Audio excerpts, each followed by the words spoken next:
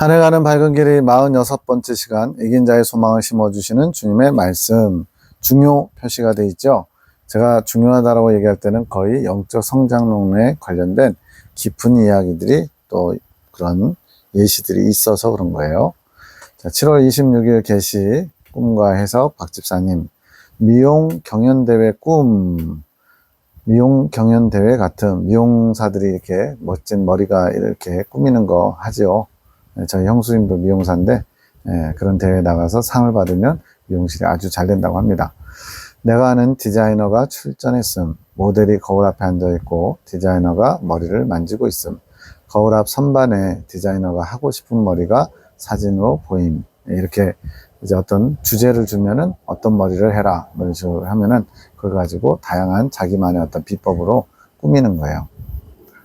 그런데 그 머리가 너무 평범해서 이런 스타일로는 입상할 수 있을까 하는 생각이 준비해온 머리 스타일이 너무 평범하대요. 뭔가 포인트가 없대요. 디자이너도 그렇게 생각했는지 좀 고심하는 표정, 준비를 잘 못한 거죠. 우선 모델에게 식사를 하고 오라고 시키고 자신은 좀 더 구상하려고 하는 게 보임. 주변을 이렇게 돌아보니까 예쁜 장신구를 파는 곳이 보임. 이 장신구도 머리를 단장하는 데 쓰는 것이겠죠. 그 앞에 가니 헤어를 단장하는 장신구가 있음. 누군가 쪽진 머리 뒤에 장신구로 단장을 했음. 그런데 빨간색 중요합니다. 장신구가 너무 많아서 머리 모양을 볼 수가 없음. 자, 지금 머리를 꾸미는 대회인데 장신구를 하도 치렁치렁 달아가지고요, 머리 모양이 원래 어떤 건지를 알 수가 없대요. 이거는 정상일까요?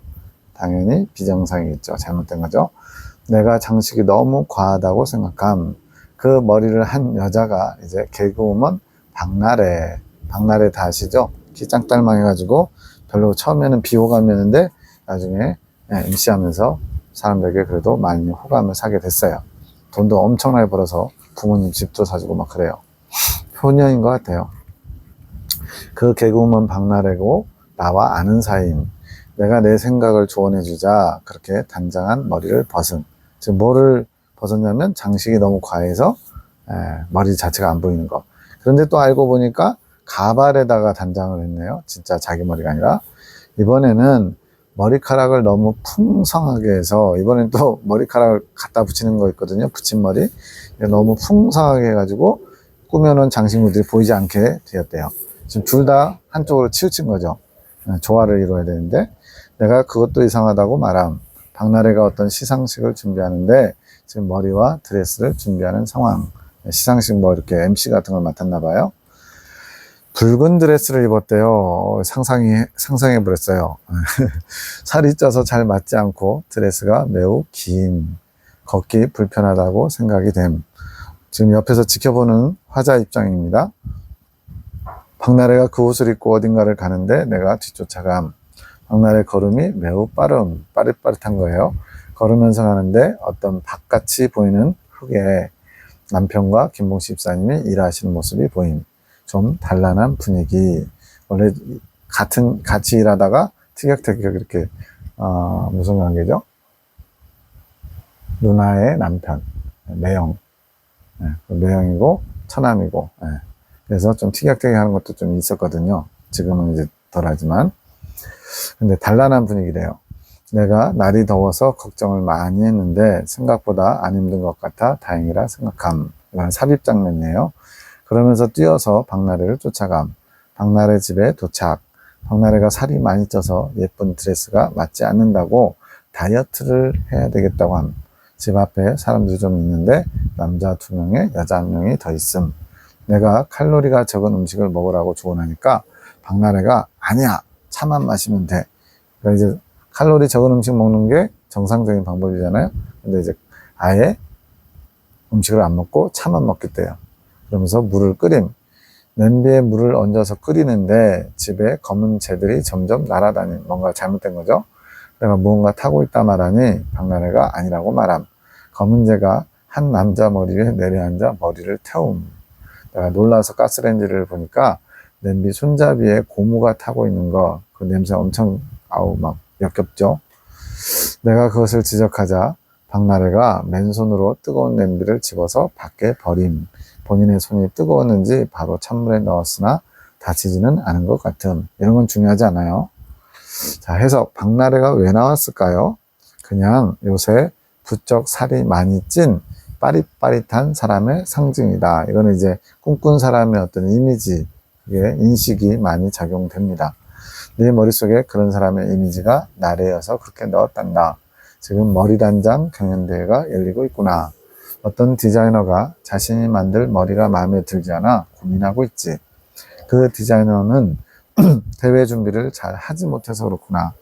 지금 대회 준비를 잘 하지 못해가지고 사진을 갖다 놨는데 너무 평범해서 도저히 입상을 못할 것 같다 고민하고 있죠. 자신이 만들 작품이 대회에 적합한지에 대해서 생각해보지 않고 대회에 참여했다가 그것에 적합하지 않다고 생각해 부랴부랴 그것을 바꾸려고 하는 것이란다. 당연히 시간이 부족하고 초조한 마음 가운데 경연에 임하게 되겠지. 그러면 좋은 작품이 나오기 어렵겠죠. 이것은 등불에 기름이 다 떨어져 가는데 제대로 준비하지 못한 어리석은 처녀들의 마음과 같구나. 지금 주님이 뭔가 영적인 얘기를 하고 싶은 거예요. 제대로 준비하지 못한 처녀들의 마음가짐으로는 머리단장 경연대에 참여해서는 별로 효과를 못 보겠죠. 나의 은혜에 참여하고 보니 자신의 부족함만이 보여서 초조하고 불안한 가운데 그 경연을 참여하게 되는 것이란다. 그녀는 어떤 머리를 만들지 구상하기는 했지만 대회에 맞게 구상하지 않았느니라. 즉 심사위원의 마음에 들게끔 심사위원들이 뭘 중요시하는지 여기서 높은 점수 받으려면 어떤 것을 해야 되는지를 잘 고민하지 않았다는 거죠. 자신이 어떻게 신부단장할지 구상하긴 했지만 그것이 나의 대회에 적합한 머리가 아니라는 것이지. 주님 기준을 모르는 거죠. 그것을 대회가 시작하고 나서 알게 되면 시간이 부족하다. 그러니까 좀 평소에 여유로울 때 미리미리 다 준비를 해놔야지 대회가 시작하고 나서 깨달으면 시간에 쫓기게 된다는 거죠. 마음이 조급해진 채 그 경연에 참여하게 되는 것이란다. 이것은 신부 단장하는 것에 이야기에 중심이 있는 게 아니라 자신이 나에게 어떤 단장을 하며 나올지에 대해 제대로 계획하지 못한 상황을 조명한 것이다. 그러니까 주님의 어떤 꿈이나 환상이나 또 성경의 비유들은 초점이 중요합니다. 초점. 이 비유를 통해서 주님이 뭘 말씀하시고자 하느냐. 그래서 단장하는 것 자체에 대한 얘기보다는 어떤 단장을 해야 될지 미리미리 계획을 세우지 못하고 조급하게 준비하는 사람들의 모습을 조명하는 거라는 거예요. 자신의 신부단장 기준이 나의 기준에 적합한지에 대해 미리 알고 있는 자가 유리하다. 주님이 뭘 원하시는지를 제대로 알아야 신부단장을 제대로 할 수 있고 시간에 쫓기지 않는다는 거죠. 각자 출애굽, 이거는 신앙생활 시작입니다. 예수님을 영접한 거예요. 출애굽할 때부터 나의 신부단장 준비를 할 수 있는 상태로 부름받았다. 그러니까 예수님의 어린 양의 신부는 14만 4천 명 교회 시대의 이긴 자들로 정해져 있어요. 그게 2000년 동안에 지금 이루어지는 일인데 그 신부가 누군지는 주님은 아시지만 우리는 몰라요. 그런데 출애굽한 모든 하나님의 백성들은 그 14만 4천 명 신부 안에 들어갈 수 있는 시작은 다 주어진 거예요. 기회가. 신부단장을 준비할 수 있도록 부름을 받았다는 거예요. 그 과정 가운데 주님의 기준을 잘 알고 준비해온 자는 그 단장을 뽐내는 시간, 이건 뒤에 나오지만 세 번째 연단을 말합니다. 신부단장. 왜 세 번째 연단이 신부단장이냐고요? 세 번째 연단을 마치면 이제 이긴 자가 되는 것이고 이긴 자부터가 바로 어린 양의 신부거든요. 그래서 세 번째 연단은 신부단장 막바지죠. 예비 신부, 결혼식 날짜를 받아놓은 신부가 단장하는 것과 같은 거죠. 그렇게 단장을 뽐내는 시간에 멋진 산물을 만들어내려면 예수님이 뭘 원하시는지 심사위원이잖아요. 예수님이 자기 신부를 뽑는데 신랑의 기준이 가장 중요하잖아요. 그래서 멋진 산물을 만들어낼 수 있지만 그렇지 못한 자, 부랴부랴 그때 가서 해보려고 하는 자, 기름두부를 제대로 준비하지 못한 자들은 그 과정이 초조하고 어렵다. 그나마 여기서는요, 제대로 준비하지 못한 자들도 신부단장에 들어왔어요. 그러니까 초점을 뭐로 본 거냐면 세 번째 연단에 들어온 사람들 가운데 신부단장을 잘 미리미리 준비한 사람, 예수님의 초점을 잘 알고 준비한 사람들이 있고 그렇지 못한 자들은 세 번째 연단도 잘 부실하게 통과하게 되고 그 이후로도 어려움을 겪게 된다. 그래서 어떻게 보면 이제 그 차원 얘기를 하는 거예요, 사실은. 신부 자격, 세 번째 단장도, 세 번째 3차 대전, 3차 연단도 못 들어간 사람들한테는 남의 떡 같은 얘기지만 일단은 참고는 하셔야죠. 세 번째 연단에 들어가서도 이렇게 잘 준비한 사람이 있고, 잘 준비하지 못해서 초조하게, 급하게, 겨우겨우 가까스로 통과하는 사람도 있다는 거예요. 시간도 촉박한데 일이 잘 안 풀리는 것처럼 그 시간을 보내는 것이다. 바로 세 번째 연단을 주님을 온전히 이렇게 더 가까이 하는, 말 그대로 주님 안에서 누리는 시간이 아니라 오히려 굉장히 힘들게 보내게 된다는 거죠. 신부단장을 뽐내는 시간은 어떤 영적 성장 단계를 말하시나요? 세 번째 연단이지. 그 연단의 시간을 잘 준비한 자는 자신의 준비됨을 드러내는 시간으로 보낼 것이다.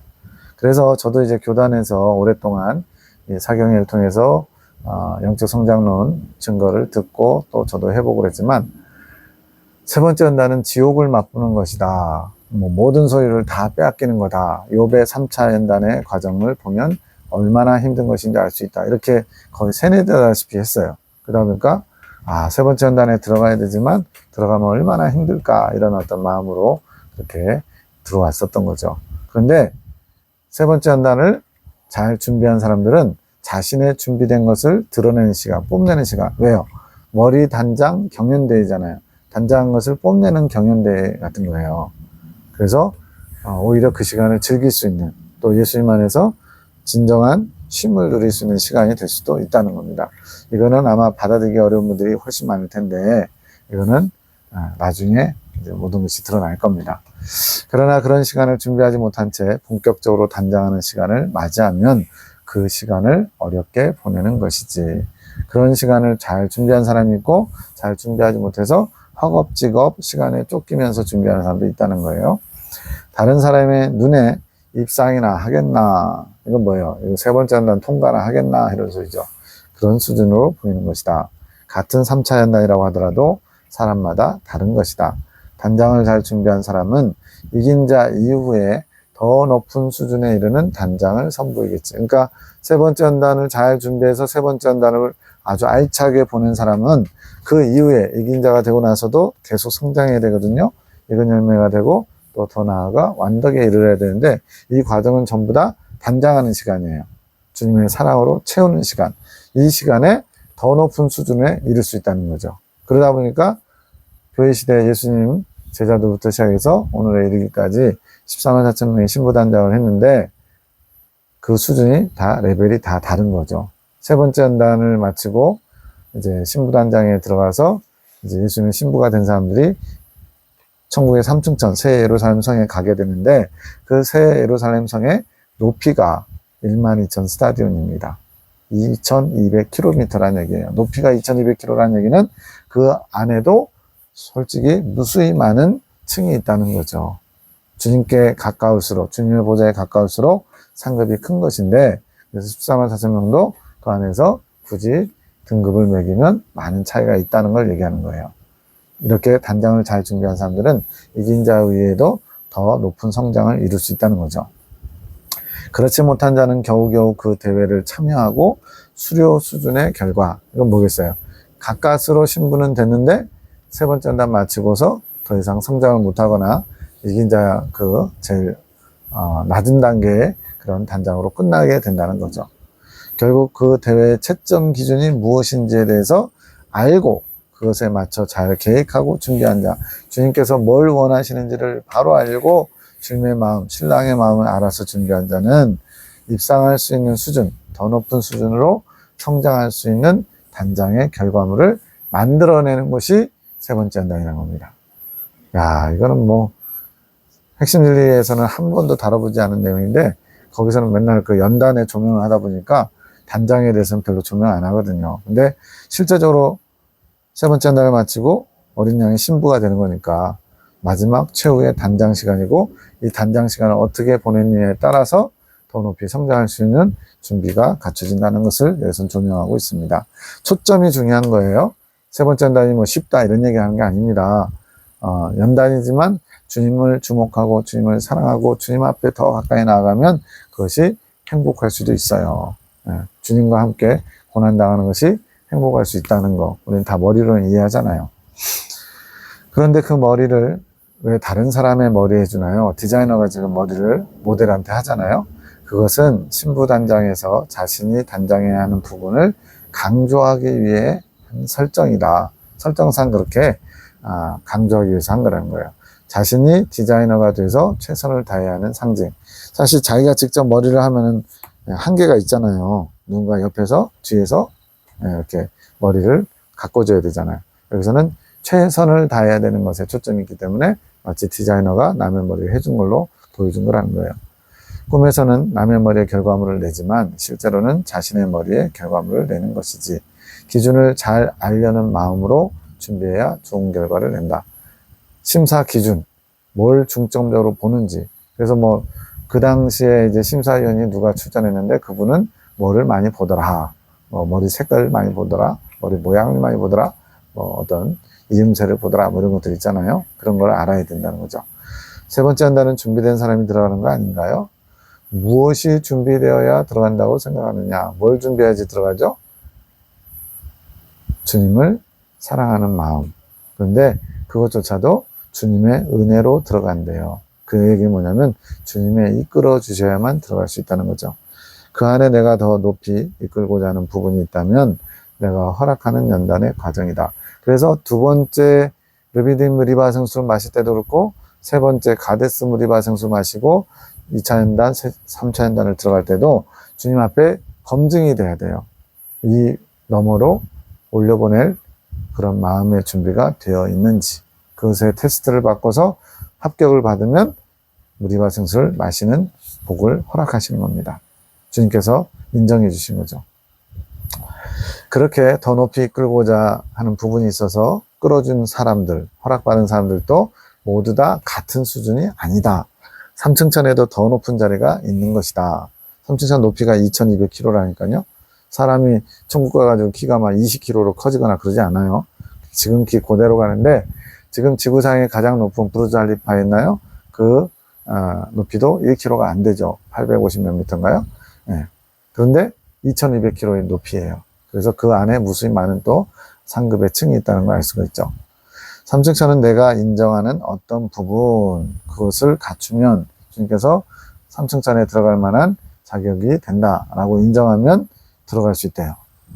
그것은 연단을 통해서 인정받게 되는 부분이래요. 그 안에서 내가 기준을 맞춰서 내 기준에 맞춰서 많이 단장한 자일수록 나와 더 가까운 자리를 얻는 것이지. 주님께서 원하시는 기준을 잘 알아야 된다는 게 아주 중요한 포인트입니다. 그럼 주님이 원하시는 기준을 알려면 어떻게 해야 될까요? 당연히 주님의 마음을 알아야죠. 주님께서 뭘 원하시는지, 주님께서 기뻐하시는 게 뭔지, 주님께서 어떨 때 정말로 좋아하시는지. 그래서 주님의 마음을 아는 것을 강조하고 또 강조하는 겁니다. 그렇게 주님의 마음을 알려면 어떻게 되느냐? 성령의 이끄심을 받아야 된다라고 말씀하는 겁니다. 박날에는 갑자기 왜 나왔을까요? 단장하는 데 필요한 물품들이 많이 있다. 반짝거리고 예쁜 도구들이 준비되어 있지. 그런데 그 도구들을 조화롭게 사용해서 단장할 줄은 모른다. 앞서 너무 많이 단장해서 머리가 안 보이고 또 이번에는 머리를 풍성하게 해가지고 단장 도구들이 안 보이고 막 그랬었죠. 그녀는 빠릿빠릿하고 다부지다. 그런데 단장하는데 뭔가 조화롭지 못한 것이 내 눈에 보이는구나. 머리카락과 장신구들이 조화롭게 있어서 단아하고 예뻐야 되는데 처음에는 장신구들이 너무 많아서 머리카락이 감당을 못하고 머리카락은 뭘 상징하냐면 그의 사상이다. 이거는 거의 90% 이상 다 그렇게 나와요. 똑같이. 머리가 헝클어져 있으면 사상이 굉장히 복잡한 거. 주님 앞에 정돈이 안 된 거. 그의 사상 위에 얹혀 빛을 발하는 장신구들은 그가 행실로 단장해서 얻은 장신구들. 비유가 기가 막히죠? 머리카락은 사상이고 단장하는 그 장신구들은 바로 행실로 얻어진 것들이래요. 남들 보기에 빛나는 행실들. 사상과 행실을 조화롭게 단장해야 아름다운 단장이 된다. 주님 중심적인 사상은 적은데 그러니까 주님 중심의 마음가짐 그리고 가치관, 주님 중심의 그것은 적은데 행실만 많아도, 즉 사람들 보기에 거룩해 보이는 행실만 많아도 아름답지 못하고, 반대로 주님 중심의 마음가짐, 생각, 사상은 아주 올바르고 좋은데 행실이 빛으로 드러나지 않으면 안 되는 것이지. 내면과 행실의 조화, 내면과 행실의 정결함이 조화를 이루어야 가장 아름답게 단장되는 것이래요. 꿈에서 머리카락이 많아서 장신구들이 파묻힌 모습도 나오지. 그 모든 것이 적절히 조화를 이루어 아름다워져야 아름답게 단장되는 것이란다.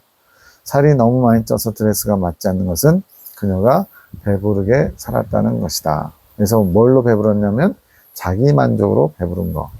그러면 주님께서 주시는 아름다운 드레스를 입을 수가 없게 되죠. 자기 만족에 빠지면 더 이상 성장하기를, 더 이상 높이 올라가기를 소원하는 마음이 약해진다는 겁니다. 그래서 우리는 자꾸만 이 정도면 됐지 하고 안일하게 또는 안주하고자 하는 그런 마음들을 자꾸 배격해야 돼요. 그래야만 더 높이 성장할 수 있습니다. 신부단장하는 중에서도 자기 만족은 일어난다. 세 번째 연단 중에도 자기 만족이 있을 수 있다는 거예요. 그래서 3차 연단에 보면은 철력장에서 지쳐가지고 높이 올라가서 이제 팔각정에서 쉬기도 하죠. 아직 죄성이 뽑히지 않았기 때문이다. 그리고 이긴 자가 되어서도 자기 만족으로 인해 시련을 당하기도 하지. 죄성이 있고 죄에 지배받을 때는 연단이라고 하고요. 죄가 이제 해결된 다음에는 시련이라 표현합니다. 그래서 자기 만족 때문에 주님이 그것을 고치시기 위해 시련을 허락하신다는 거예요. 환경의 어려움을. 단장하는 중에 자기 만족을 조절하지 않으면 배부른 상태가 돼서 드레스 준비가 되지 못하는 것이다. 그러니까 뭐 첫 번째 연단이든 두 번째 연단이든 세 번째 연단이든 또는 그 이후의 과정이든 다 자기 만족은 무조건 빠지면 안 되는 거예요. 내가 이 정도 수고했으면 됐지. 내가 이 정도면 주님 앞에 받을 만한 게 많지. 이런 식으로. 그래서 극단의 처방으로 살을 빼려고 하지. 아무것도 안 먹고 차만 마시려고 하는 거. 빠릿빠릿한 인물이라 행동 실천이 빠르구나. 주님이 이런 건 기뻐하실 것 같아요. 그런데 불이 날 것 같은 상황은 무엇인가요? 살을 빼려고 하는 것은 좋잖아요. 살을 빼기 위해서 단식을 하고 차만 마시는 상황에서 불이 날 것 같구나. 그러면서 불에 손을 대는 일이 발생하지. 그런 상황에 처하면 그 드레스를 입고 싶어서 주변 사람들이 보기에 무리하게 생각하는 행동을 취하게 된다. 옆에서 권면했잖아요. 칼로리 적은 음식을 먹으라고. 근데도 아니라고. 차만 마시겠다고. 그렇게 무리를 하는 거예요. 근데 왜 그렇게 무리를 하느냐? 드레스를 입고 싶다는 그거에 초점이 맞춰져 있어서.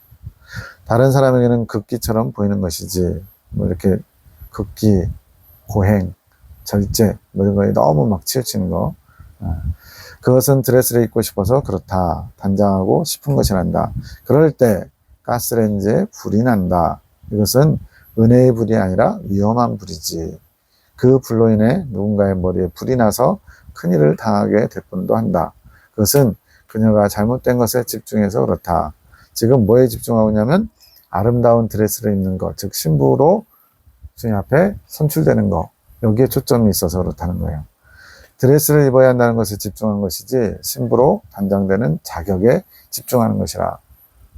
어떻게 보면 이제 그 시험을 왜 허락하셨는지 본질을 잃어버리고 그 시험을 빨리 통과, 패스하는 것에 초점이 있는 거예요. 이제 진짜 목적이 뒤에 나옵니다. 자, 이 초록색이 중요해요. 이긴 자의 상태가 되는 게 중요한 게 아니라, 즉 세 번째 난 마치고 이긴 자가 된 거, 어린 양의 신부가 된 게 중요한 게 아니라 나를 사랑하는 것이 중요한 것이다. 이거는 뭐 1000번, 10,000번 강조해도 부족하지 않아요. 내가 이 연단 과정을 다 마쳤다고 자기 만족에 빠져서 뻐길 게 아니라 주님을 사랑하기 때문에 이 과정을 기쁨으로 마치는 게 중요한 거예요. 나를 사랑하는 것이 목적이어야 되는데 단장 자체가 목적이 되면 그렇게 어려움을, 해를 당하는 일이 일어나는 것이지. 그나마 이것도 주님의 사랑인 것 같아요. 깨우는 것이니까. 잘못된 게 뭔지를 알게 하시는 거니까. 물론 그렇게 단장하고자 하는 큰 열정, 그 빠릿빠릿 실천하는 그런 열정이 나쁜 건 아니다. 그런데 그 단장 자체만 몰입하다 보면 사랑을 놓쳐서 본질을 놓치는 거죠. 주님을 사랑하고자, 주님을 사랑하기 때문에 이 단장하고 주님의 아내가 되기를 원하는데 그 목적을 잠시나마 잊어버린 거죠. 해를 당하는 일이 생길 수 있다. 다시 본질을 찾게 하려고. 제가 중간에, 이거는 이제 삽입이라고 그랬죠. 아까 남편과 김 집사님이 일하는 것을 봤는데요. 이것은 뭘 상징하나요? 좀 뜬금없긴 해요. 공식의 마음밭이 갈렸구나. 열심히 마음밭을 지금 갈고 있다는 거예요. 그 마음밭에서 두 사람이 서로 화목을 나눌 것이다. 그렇게 한라산 석축, 나의 기업 안에서도 서로의 마음이 화목할 것이란다. 주님 보시기에 뭔가 이렇게 일 때문에 좀 부딪히는 그런 모습들이 좀 있었던 것 같아요. 근데 이제 그것도 주님께서 화목하게 하신다는 거예요. 아직은 황무지 같은 밭이지만 곧 좋은 소산이 날 것이다. 30배, 60배, 100배의 결실. 내가 그의 마음에 많은 축복을 흘려보내고 있다. 그러면서 좀 꿈을 꾸긴 꿨는데 잊어버린 꿈 얘기를 또 하시는 거예요. 그랬더니 주님이 그것까지도 짚어주세요. 이래서 주님이 주신 꿈이라는 걸 제가 더 확신하는 겁니다. 주님, 제가 옛날 사무실에 가서, 간사 사무실인 것 같아요. 무슨 대화를 나눈 것 같아요. 새벽 기도를 갈 수 없다고 하는 얘기, 또 김민석이라는 선생님 얘기도 나온 것 같고요. 지금 본인의 꿈을 가물가물 잊어버린 거예요. 그랬더니 이것은 환경이 풀릴 것이다. 어떤 환경이냐면 내가 이해받지 못했던 사람에게 이해받고 용납되는 것이지. 근데 이게 화자의 얘기가 아니라 아까 김봉식 집사님, 송 원장님 남편 계속 이 한라산 석축을 하면서 다른 사람들에게 일 중심으로 좀 이렇게 무례한 그런 요구들을 하고 또 가만히 쉬는 꼴, 노는 꼴을 못 보시거든요. 시간 되는 대로 최대한 많이 써먹는 그런 오너예요.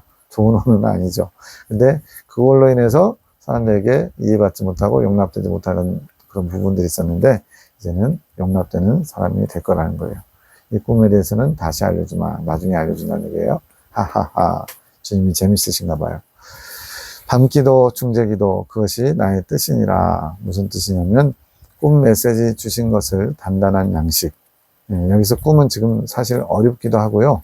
또 대부분은 높은 성장. 세 번째 연단에 대해서도 나오고 이긴 자가 되는 과정, 익은 열매 되는 과정 아주 중요한 얘기 많이 나와요. 이거는 단단한 양식이고 이거를 보혈의 음료를 사용해서 먹을 수 있도록 하는 것도 필요하지만 개인이 준비할 게 있대요. 곱씹고 곱씹는 것이 소화하는 것. 이것은 한마디로 묵상입니다. 묵상. 주님의 말씀을 깊이 있게 묵상하는 것. 그렇게 소화하는 것이라고 하셔서 각자 공부하며 나눔을 준비하는 과정에 질문사항들이 생기게 되었는데 주님께 묵상해봐도 묵상이 답이라고 했는데 묵상해봐도 답을 안 주셨대요. 내 영역이 아닌 것 같구나. 내가 이걸 해결해야 되는 게 아니구나. 라면서 꿈을 꾸시는 박지사님, 해석하시는 박지사님에게 주님께 여쭤봐달라고 대화하는 과정에서 이제 이러다 보니까 조금 뭔가 이렇게 안 맞는 그런 상황이 됐나 봐요. 박집사님의 어려운 메시지 받는 것에 대한 부담. 그러니까 이 꿈이 그냥 꿈꾸면 저절로 이게 다, 이건 뭐다, 이게 알아지는 게 아니고요. 엄청나게 시간과 마음을 집중해가지고 기도를 해야 된대요. 저는 잘은 모릅니다. 근데 기도하면서 주님께서 그걸 알려주시기를 인내하면서 기다리면서 집중하고 또 잘못 듣지 않도록 긴장하고 그런 게 있나 봐요. 그러다 보니까 어려운 꿈을 꾸고 그걸 갖다가 그대로 주님의 뜻을 잘 전달하기 위해서 부담을 갖는 박집사님의 입장. 그리고 궁금한 것이 자꾸만 생기니까 이게 뭘까 하다가 부탁해야 되는 마음의 부담. 이건 송 원장님의 부담이죠. 이것 때문에 각자 마음으로 충돌이 생긴, 뭔가 마음의 부담이 생기는 거죠. 이거 어떡하지? 물어봐야 되나? 안 물어봐야 되나? 나는 이것도 참 많이 부담스러운데, 이걸 계속 이렇게 짐이 지어주면 내가 감당할 수 있을까? 이런 것들. 그런데, 이러한 마음의 충돌은 나쁜 게 아니고, 그렇게 나누며 연구하여 주님께 질문하면서 진리를 하나하나 알아가는 것이 주님의 뜻이라고, 그것이 나의 뜻이니라 그런 거예요. 그것이 그렇게 잘 모르기 때문에 묵상도 하고 대화도 하고 또 주님의 뜻이 뭘까 깊이 있게 또 이렇게 들어가 보는 것이 나의 보화를 캐내는 것이래요. 주님께서 꿈속에다가 보화를 감춰 놓으시고 그걸 캐내가면 그것이 내 것이 된다라고 말씀합니다. 내가 세운 질서 안에서 합력하여 선을 이루어 가는 것이니라. 뭐든지 다 명확하게 또 쉽게 가르쳐 주시면 좋잖아요. 근데 그렇게 하면 그게 보화가 될 수 없다는 거죠. 쉽게 얻은 로또 복권 어떻게 돼요? 흥청망청 쓰다가 가정이 파탄되잖아요. 그것처럼 주님의 것을 알아오는 과정, 노력이 필요하고 그걸 통해서 더욱더 주님께 집중하고 묵상하면서 주님의 마음을 알아가게 되는 거죠. 나의 더 많은 보화를 캐어가거라. 주님은 주고 싶어서 안달이셔요. 근데 우리가 별로 그거에 관심이 없죠. 내가 주저하지 않고 풍성히 알려주리라. 나는 침노하는 것을 기뻐하노라. 그것이 너희 모두에게 큰 이익을 주는 것이다. 각자 내가 준 영역에 맞게 잘하고 있다. 각자의 역할이 좀 있어요. 꿈을 통해 박 집사님, 또 환상을 통해 에녹자매, 또 직접적으로 주님의 음성과 영감을 통해 주님의 마음을 알아오는 주계시자 송원장님, 그리고 그것을 잘 듣고서 정리해서 대변 노릇을 하는 임준사님, 또 귀신의 축사, 영혼을 이렇게 막이나 이런 것들이 틈타지 못하도록 철통방어를 하는 보안 담당인 송윤지 집사님, 이런 분들 각자 자신에게 주신 달란트와 또 사명을 가지고 잘 하고 있대요. 지금은 각자에게 약간의 부딪힘이 있는 것 같지만 모든 것이 제자리를 찾아간다. 왜요?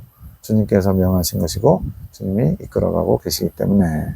그리고 이러한 약간의 혼란스러운 과정을 지나면서 더 분명하게 주님의 뜻이 자리를 잡겠죠. 그러면서 나의 깊은 보화들을 더 차지해 갈 것이다. 그것이 각자의 지혜로 쌓이게 될 것이다. 각자 열심히 자기 사명을 감당하면 그렇게 되는 거죠. 내가 기뻐하는 일이란다. 너희 마음에 약간의 부딪힘이 있는 것은 아직 나의 숨은 뜻을 모르기에 그런 것이라.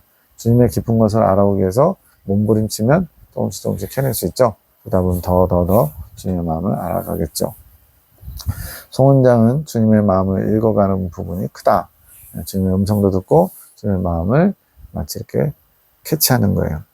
그리고 박 집사님은 주님의 진리를 끌어가는 부분, 꿈으로 주님께서 꿈을 통해서 굉장히 깊은 놀라운 진리들을 알려주세요. 에녹은 두 가지 다 적절히 알아가면서 이제 통합이죠. 두 부분에 대해서 보완해주는 역할. 임준사님은 핵심 진리를 토대로 보완하는 새로운 양식을 만든다.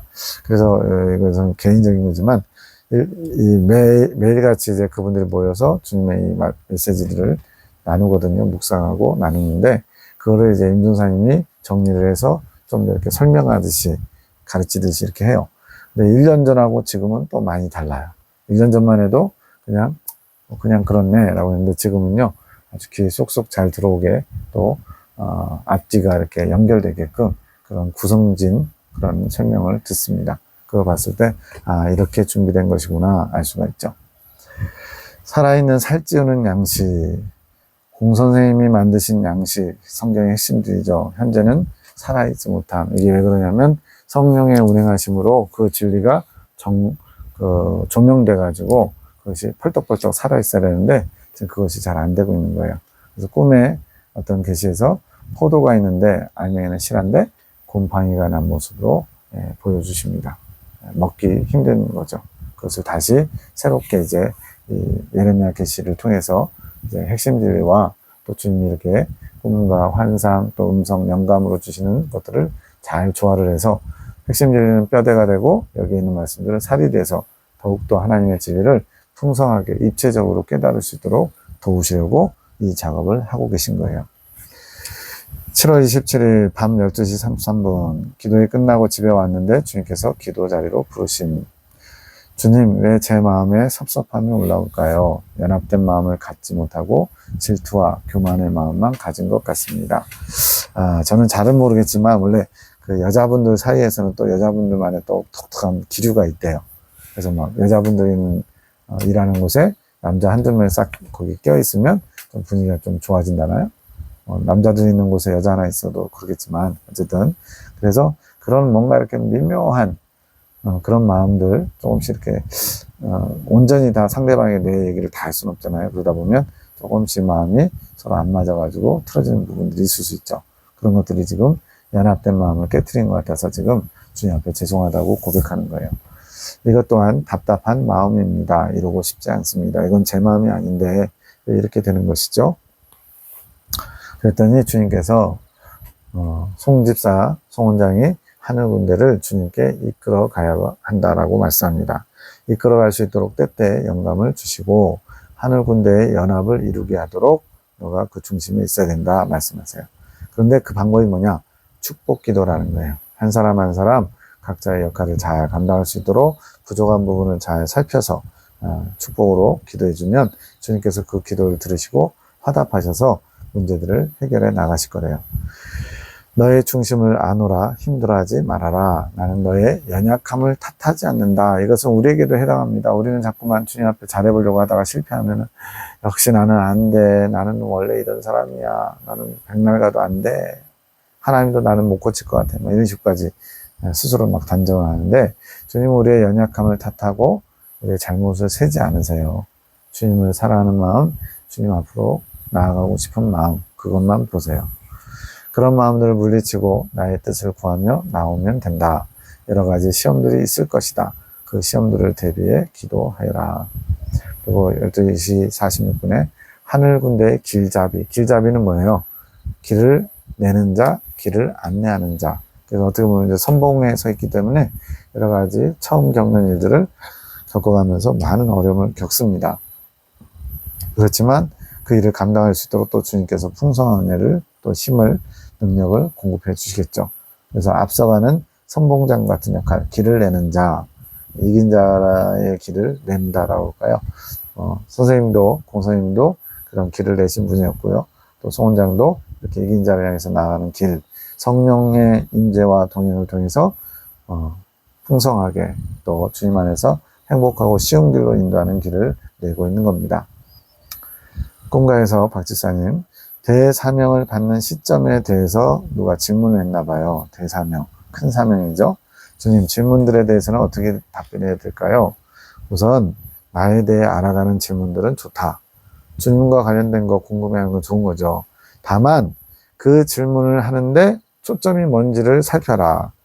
나의 뜻을 더 깊이 알아가고자 하는 것인지 아니면 본인의 지적 만족을 위한 질문인지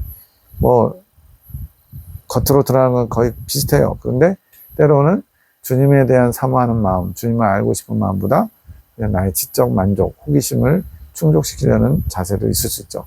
이거는 주님께서 기뻐하시지 않는 겁니다. 내 마음을 알아가는 데 중요한 질문들은 내가 기뻐한다. 대사명에 대한 답변은 영감으로 알려준 대로 하면 된다. 그러면서 설명해 주시네요. 대사명은 3차 연단 과정 중에 주어진다. 세 번째 연단을 받으면서 내가 평생 힘써야 될 주께서 내게 맡기신 사명을 세 번째 연단 때 알게 된대요. 그러면은 그 전에는요, 열심히 또 목회도 하고 여러 가지 사역을 하잖아요. 그건 소사명이라는 거예요. 즉, 이긴 자 과정 이전에는 소사명을 이루는 것이고, 대사명은 이긴 자가 된 이후에 주님께서 주신 이 땅에서 그 사람을 통해서 이루고자 하시는 큰 사명이라는 거죠. 그것이 주어짐을 인지하는 사람도 있고 또 못하는 사람도 있대요. 세 번째 연단 통과했지만 내 대사명이 뭔지 모르는 사람도 있다는 거예요. 그러나 연단이 깊어지는 과정으로 성장해 갈수록 더 드러나게 된다. 그러면서 그것을 명확히 깨닫고 그 길에 정진할 수 있는 상태가 되는 것은 언제냐? 이긴 자 이후의 시점. 세 번째 연단 때 대사명이 뭔지 감을 잡고요. 세 번째 연단 마치고 이긴 자가 되고 나서 이제 더 약간 구체적으로 내가 뭘 해야 되는지 알게 된다는 거죠. 그에게 주어진 대사명을 이루는 것이다.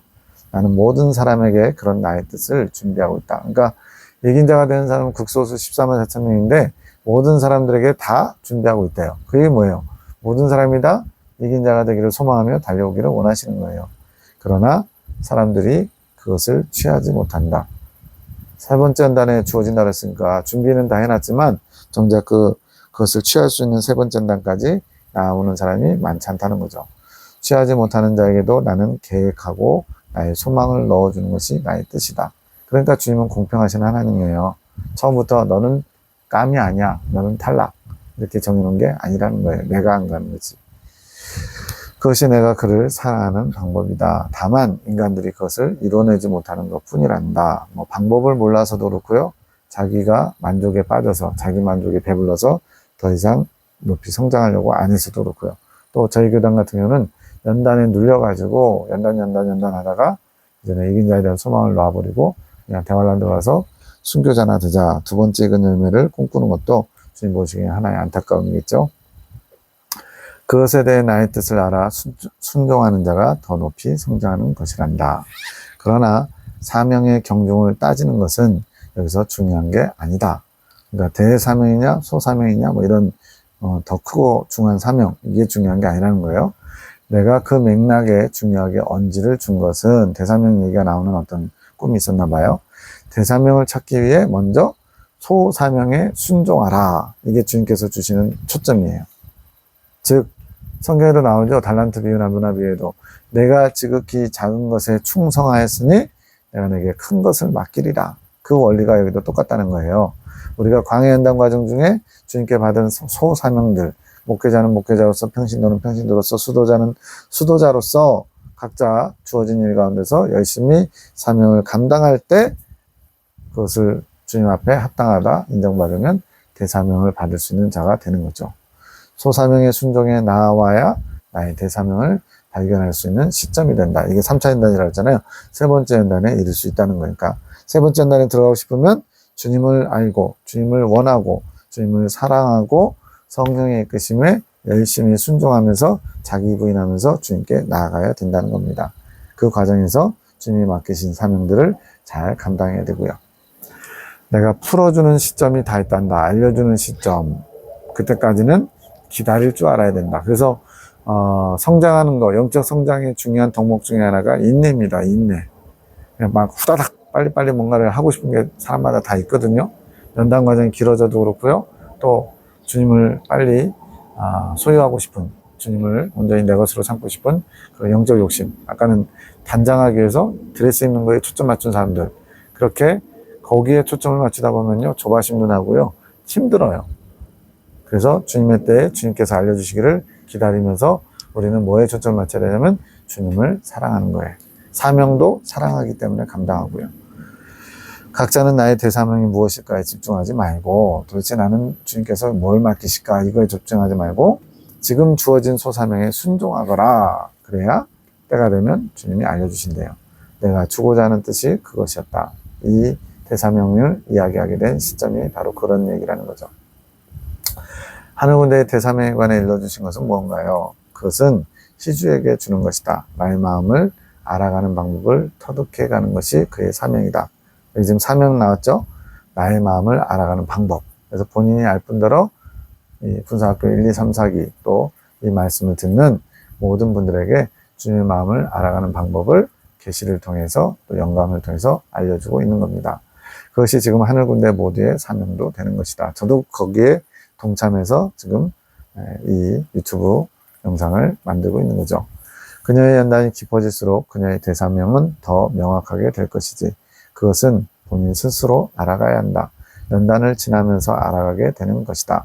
하늘군대 모두의 사명이라고 한 것은 너희 모두가 그 안에서 이루어질 사명을 준비해 두었다.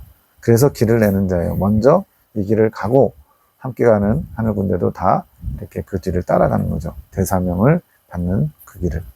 하나의 뿌리지만 다양한 꽃을 피우는 사명들. 그러니까 같은 계보예요. 이거를 이제 계보라고 표현합니다.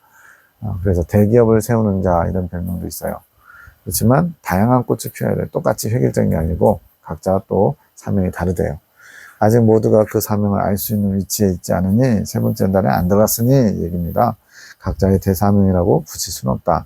현재 주어진 작은 사명에 순종해서 나오다 보면 아까 귀신 축사하는 분, 또 육체를 치료하는 분, 또 화단을 가꾸듯이 풍성한 사랑의 노래를 부르는 분, 꿈을 통해서 일하시는 분, 음성을 들으신 분, 주님의 대변자로서 진리를 정돈하고 접목시켜서 변론하시는 분, 다양한 목적을 가지고 주님의 사명을 감당하라고 맡기셨어요. 그렇게 주어진 작은 사명에 순종해 나오다 보면 각자 명확해질 날이 올 것이다. 언제요? 세 번째 연단 들어가면. 수녀꿈, 이건 5월 20일 꿈 제가 확인해 봐야 되는데 아마 그 마지막 때 나의 용사들 두 번째 책인데 거기에 5월 20일에 아마 이 부분을 했을 것 같아요. 궁금하신 분은 그걸 참고하시면 좋겠습니다. 5월 20일자. 수녀 꿈에 대해서는 어떻게 하기를 바라시나요? 그 꿈에 대해서는 때를 기다려라. 내가 다시 일러줄 것이다. 다들 궁금해 하는데요. 그랬더니 다는 아니지. 남자 동지 여러분들은 그것이 중요하다고 생각하지 않을까. 왜냐하면 여기 지금 하늘군대 10명 있는데 대체적으로 여자분들이 더 적극적이고 열심히고 영적으로도 더 많이 성장하고 그래요. 남자분들 좀 더 수동적이고 소극적이고 좀 말썽도 부리고 막 그래요. 그래서 남자들은 그렇게 중요하다고 생각하지 않을 걸 그러신 거예요. 내 따라 내 뜻을 다 이해할 수는 없는 것이다. 앞에서도 비슷한 말씀 하셨죠. 주님에 대해서 우리가 안다고 해봐야 진짜 모래먼지만큼 아는 것일 겁니다. 수녀에 대해서는 너희의 각자의 탐구, 그게 뭘까라고 고민하면서 묵상하고 기도하는 거, 이런 자세를 보고 싶었대요. 내 마음을 편하게 하고 들어라. 이제 알려주십니다. 수녀는 이긴 자를 향해 가는 자다. 스스로 감옥에 갇힌 자들은 나를 선택한 자들이다. 스스로 감옥에 갇혔다. 이게 무슨 말이냐면 세상을 향해서 마음을 닫은 자들, 그런 개념인 것 같아요. 잠이 드는 때가 되는 것은 육체의 센서가 둔감해지는 것이다. 이건 이제 두 번째 연단 들어가기 직전에 주님께서 이제 세상의 마음, 미련을 빼앗기지 않고 더 높은 영적인 것을 사모하는 자들을 주님께서 이제 지켜보신다 할까요? 선별하시려고 할 때 육체의 센서가 둔감해져야만 영이 살아나거든요. 영이 활발하게, 우리도 그렇잖아요. 영적으로 열심인 사람은 세상 일에 관심이 없고요. 육체적으로 뭐 이렇게 자기 어떤 목표, 세상에서 이루고자 하는 성취, 그걸 추구하면 영적인데 관심이 없는 것처럼 시소와 같아요. 한쪽이 내려가면 한쪽이 올라가는 것처럼. 그래서 잠이 든다는 것은 육체의 센서, 육체가 잠드는 거죠. 그래서 영이 활발해지는 거죠. 그러면 나의 신호가 작동해서 판을 바꾼다. 이때 이제 그 수녀의 꿈에서는 감옥에 그 탈출할 수 있는 그런 기회가 생기는 거예요. 그래서 출애굽한 이후에 모든 이들은 스스로 감옥에 갇힌 자들, 어디까지 하면 두 번째 연단, 르비디 무리바 생수 마시기 전에 그런 과정에 있다는 거예요. 그 중에서 이제 육체가 잠들고 영적으로 센서가 민감해질 때 주님께서 저런 마음 가지면 되겠다라고 선별된 자들이 르비디 무리바 생수를 마시는 은총을 누리죠. 그 얘기를 지금 하는 겁니다.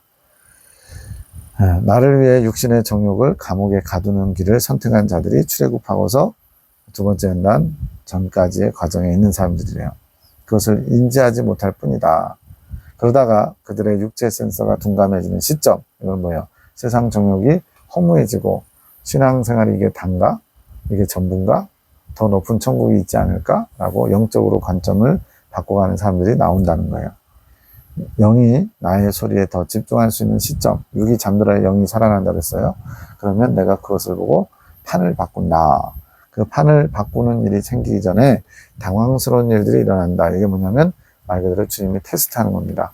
세상의 정욕, 그거를 이제 마태복음 13장에서는 세상의 염려와 재리의 유혹에 막혀 결실치 못한다 이렇게 표현했어요. 즉 세상의 염려와 재리의 유혹을 이제 그것을 중요하게 여기지 않는 그런 사람들을 주님께서 테스트하기 위해서 당황스러운 일을 만나게 하시는 거예요. 그리고 그것에 이제 합격을 받으면 판을 바꾸는 시점이 바로 무리바를 마시기 직전에 그래 됐어 라고 인정받는데, 성경의 핵심 진리에서는 그걸 두 가지로 크게 얘기합니다. 첫째는 도덕적인 완전을 추구하는 사람, 또 하나는 주님을 위해서 끝까지 충성하기를 원하는 사람. 베드로가 대표적인 충성지파죠. 그런 이들이 주님 앞에 인정을 받아서 이 판을 바꾸는 상황에 들어가게 되는 겁니다. 그게 바로 르비딘 무리바 생수를 마시게 되는 거예요.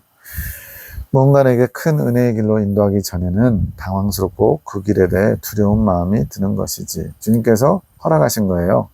높은 천국을 사모하도록 당황스럽고 두려운 마음, 그 시험에 합격해야 그 다음에 풍성한 은혜를 맛봅니다. 그게 르비딘 무리바 생수와 가데스 무리바 생수죠. 그러나 나의 은혜로 그것을 뛰어넘어 오는 것이 무리바를 마시는 것이다. 여기서도 내가 노력해서가 아니라 주님의 은혜로, 그냥 나는 마음 자세, 기본 자세, 주님을 향한 마음, 주님의 나라와 주님의 의를 구하는 것만 있으면 돼요. 그러면은 힘은, 능력은, 과정은 주님께서 도와주시겠대요. 그것이 무리바라는 상황이 아니라 나에게 중요한 일이 시작될 때 너희에게는 그 일이 안 좋게 느껴질 수 있다는 것을 알려주기 위해 예시로 넣었다. 이거는 헷갈리죠? 그냥 잊어버리셔도 됩니다. 그러니까 그 자체가 무리바가 아니고 그 전에, 무리바 전에 그렇게 안 좋은 일 같은 당황스러운 일, 그런 시험의 과정이 있다는 거예요. 그런데 그것도 주님의 은혜로 건너뛸 수 있다는 겁니다. 르비딘 무리바 생수인가요? 그렇다. 감옥안이 출애굽부터 2차 연단 전까지의 상황인가요? 이 말이 무슨 말인지 못 알아들으신 분은 영적 성장론 영상을 보고 오시기 바랍니다. 그렇지, 이때는 감옥에 갇힌 자다. 감옥에 갇혀서 세상 종욕을 포기할 것인가, 이거를 이제 스스로 자문하면서 자기를 돌아보다가 완전히 포기하기를 결단하면 주님께서 그때 테스트 하시고 두 번째 연단에 들어갈 수 있도록 이끄시는 거죠. 그러면서 자신의 큰 때만 벗으며 더 많은 것을 벗을 수 있는 환경으로 나오게 되는 것이다. 더 많은 것을 벗을 수 있는 환경은 두 번째 연단이겠죠. 호텔은 무엇인가요? 잠깐 쉬는 장소는 휴식정이 아닌가요? 그래서 휴식정은 선로역정의 3차 연단 과정이고요. 이게 또 모르시는 분은 영적 성장론 보고 오시기 바랍니다.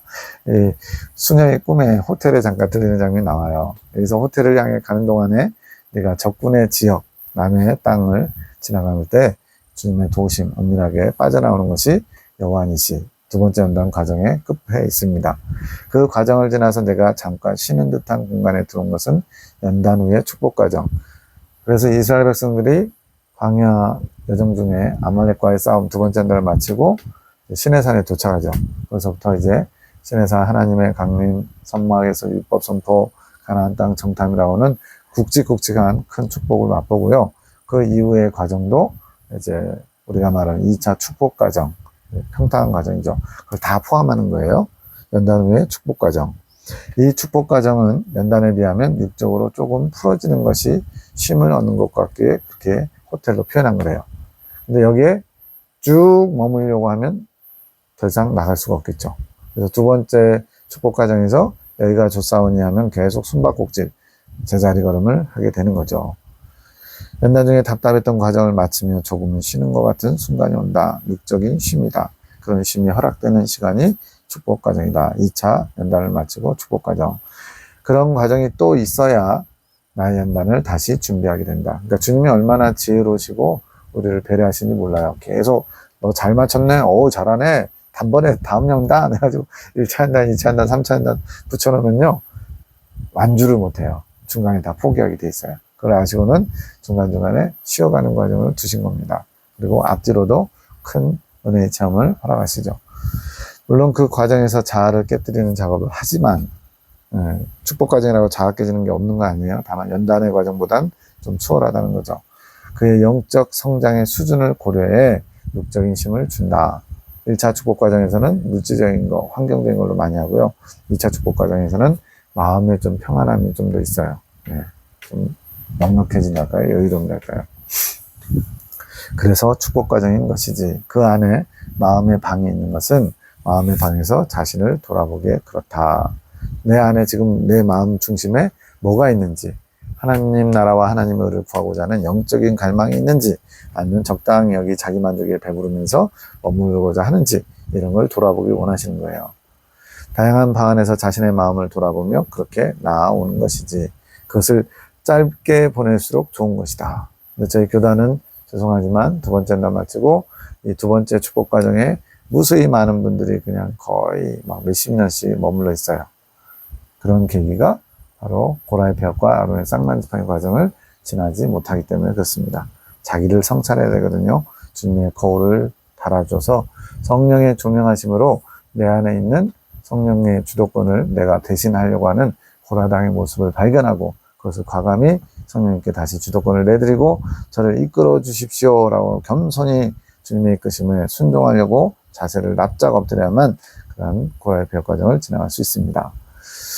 아직도 못 받아들인 분들은 못 받아들일 것이고 물음표를 다신 분들은 한번 곰곰이 영적 성장론을 다시 한번 살펴보시기 바랍니다. 그 축복 과정을 짧게 보내면 좋대요. 왜? 그래야 다음 단계로 빨리 넘어가니까. 그 순간을 오래 보내는 것은 3차 연단에 들어가지 못하는 것이지. 그래서 대부분 많은 사람들이 두 번째 복받는 과정에서 머뭅니다. 거기에는 이제 꿈에서는 뭘로 나냐면 그 호텔에서 쉬니까 좋잖아요. 그러니까 누군가 아는 사람을 초대해가지고 같이 놀아요. 그래서 니나노 하면서 세월아 내월아 시간을 보냅니다. 수녀가 등장한 시점은 그녀가 교만한 모습에서 겸손을 취하며 나올 때, 즉 높이 올라가려면 겸손해야 된다는 거예요. 겸손은 곧 순종입니다. 성령의 이끄심에 순종하는 것. 이것이 아론의 쌍난지팡이를 지나면서 온전히 이루어져요. 성령이 조명하심으로 내 안에 있는 겸손하지 못한 성령을 대신하려고 했던 내 자아를 내려놓음으로써 성령께서 급속하게 이끌어 가시죠. 그렇게 그녀가 이긴 자의 길을 가게 되는 것이다. 이것을 알려주시는 이유는 무엇인가요? 희주에게 필요한 일이었다. 지금 5월 10일이잖아요. 그 5월 10일의 그 꿈이 바로 세 번째 한단에 들어가기 전에 준비하는 과정이었거든요. 세 번째 한단이 6월부터 시작하거든요. 그래서 그녀에게 필요한 일이었기 때문에 그 교훈을 주시기 위해서 꿈을 주셨다는 거예요. 그녀가 겸손을 취해야 할 시점이었지. 나에 대한 사랑을 더 불태워야 했기에 그렇단다. 그녀에게 필요한 꿈이었다. 내가 너를 통해 주는 꿈들은 너의 유익을 위한 것이요. 또 하늘 군대의 유익을 위한 것이다. 영적인 유익이죠. 이것을 전달받는 다른 사람들은 꿈을 통해 깨달음을 주려는 직접적인 대상자들이 아니다. 이게 무슨 말이냐면 지금 하늘 군대를 중심으로 송원장을 중심으로 먼저 그들이 이 꿈을 통해 유익을 얻고 거기서 먼저 경험된 것이 말 그대로 이제 경험된 진리죠. 경험된 주님의 말씀이죠. 이것들이 이제 군사학교 사기라든가 그 이후에 전달되는 거예요. 지금 이렇게 유튜브 영상을 통해서.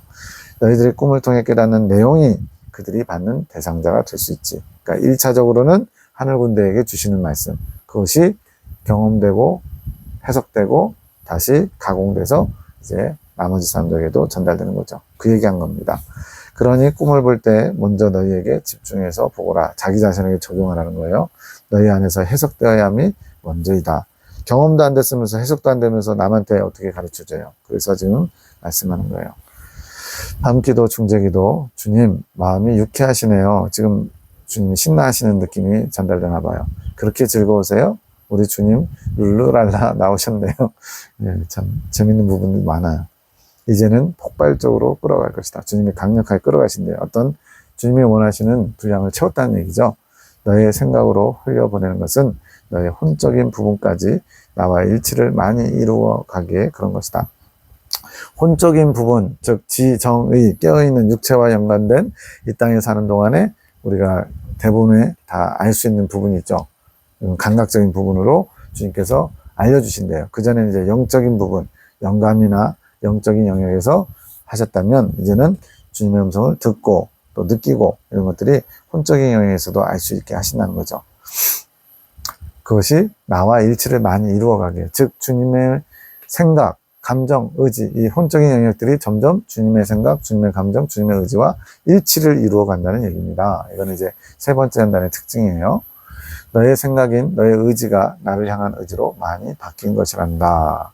제일 마지막에 의지입니다. 생각과 감정을 먼저 다루시고 그 다음 의지를 다루시는데 의지도 주님을 향한 의지로 많이 바뀌었대요. 나중에는 주님의 의지와 나의 의지가 일치를 이루게 되면 이제 드디어 이근 열매라고 하는 그거에 다다르게 됩니다.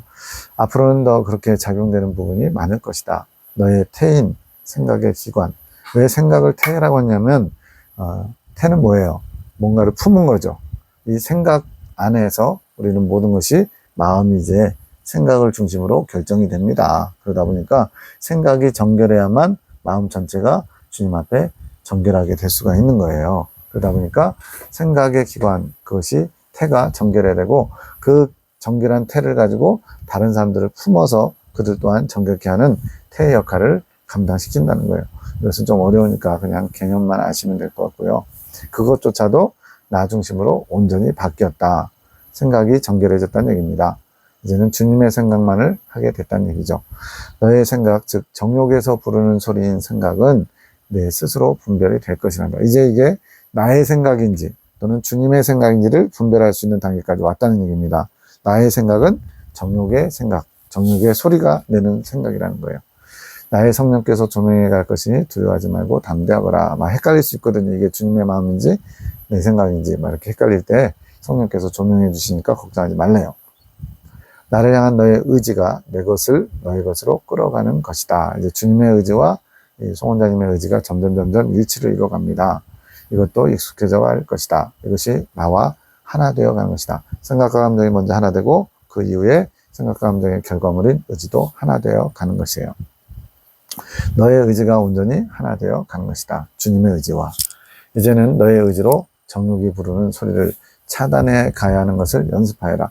자, 여기 중요한 표현이 나왔는데요. 우리는 이제 핵심 교회에서는 우리의 의지를 사용해서 순종하는 의지인데 극복하는 의지처럼 많이 강조를 해요. 뭔가 이렇게 불편할 때, 자기 부인을 해야 될 때 자꾸만 의지적으로 그걸 하라고. 근데 이때 의지, 연단 중에, 광야 연단 중에 의지를 사용하다 보면 자기 만족이 빠지고요. 또 주님을 이끄심에 순종하는 게 아니라 내가 나를 이끌어가는, 내가 주도권을 가지려고 하는 그런 게 생겨요. 그게 바로 자기의입니다. 근데 진짜 의지는 언제부터 사용이 되냐면 적어도 세 번째 연단 마칠 때나 그 이후에 의지를 가지고 정욕이 부르는 소리를 차단하라고 지금 말씀하세요. 저도 이게 뭔지는 처음엔 몰랐는데 이제는 알겠어요. 광야 때는 물론 의지를 사용하는 것들은 있어요. 근데 그 의지가 주도권을 가지면 안 되고 언제나 주님의 뜻, 주님의 의지가 뭔지를 묻는 의지여야 돼요. 주님 뭘 원하세요? 주님 제가 어떻게 하기를 원하세요? 그러면서 내가 옳다고 생각하는, 내가 이게 주님이 기뻐하시겠지라고 스스로 만든 그 틀 안에서 있지 말고 주님께서 원하시는 것을 찾아가는 게 광야 연단 과정 중에 비우는 겁니다. 먼저 비워지고 주님의 것으로 채워져야 되는 거거든요. 그 채워지는 과정 가운데 이제 의지를 가지고 싸워야 돼요. 왜냐하면 이때부터 이 의지는 주님의 의지와 많이 일치를 이뤘기 때문에 내 의지를 가지고 자기 의를 가지고 하는 게 아닌 거예요. 이것은 좀 어렵습니다. 심화학습인데 나중에 또 깊이 다룰 때가 올 겁니다. 아직은 감정적인 부분이 너희 것으로 많이 남아있다. 생각 곁에는 정겹게 되는데 그 다음 요소인 감정적인 부분에선 부분적으로 너희 것이 남아있대요. 주님의 것이 아니라. 그리고 이 생각과 감정이 온전히 훈련받으면 이제 의지 부분에서 이제 주님의 의지와 일치를 이루는 훈련을 받습니다. 이 부분을 살펴라. 하늘군대의 연합을 이끄는 과정에서 너희 감정 부분 또한 훈련받게 할 것이다. 아까 기도에 뭐가 나왔었냐면 제 마음에 교만이 또 질투하는 마음이 이제 같이 이렇게 협력해서 일하다 보니까 가족이기도 하고 때로는 또 나보다 손 아랫사람이고 이러다 보면 서로 조금 의견이 달라질 때 내 감정이 앞서기도 하거든요. 그런 부분 때문에 주님 앞에 죄송하다고 부끄럽다고 막 그러니까 이제 그런 부분을 훈련받게 하신대요. 너의 마음을 원한다. 너의 의지로 기쁜 마음을 나에게 올려주기 바란다. 이제 의지라는 단어가 조금씩 많이 나올 거예요. 왜? 그 전까지는 너는 너의 의지는 없다. 너는 도구다. 너의 생각도 없다. 너는 내 생각, 내 감정, 내 의지에 집중하여라. 이랬단 말이죠. 근데 이제는 앞으로는 내 의지를 사용하여 이렇게 해라. 이런 의지 부분이 좀 나오게 될 겁니다. 내가 기다리겠노라. 너의 마음이 준비되면 내가 그 일을 급속히 이루어 가리라.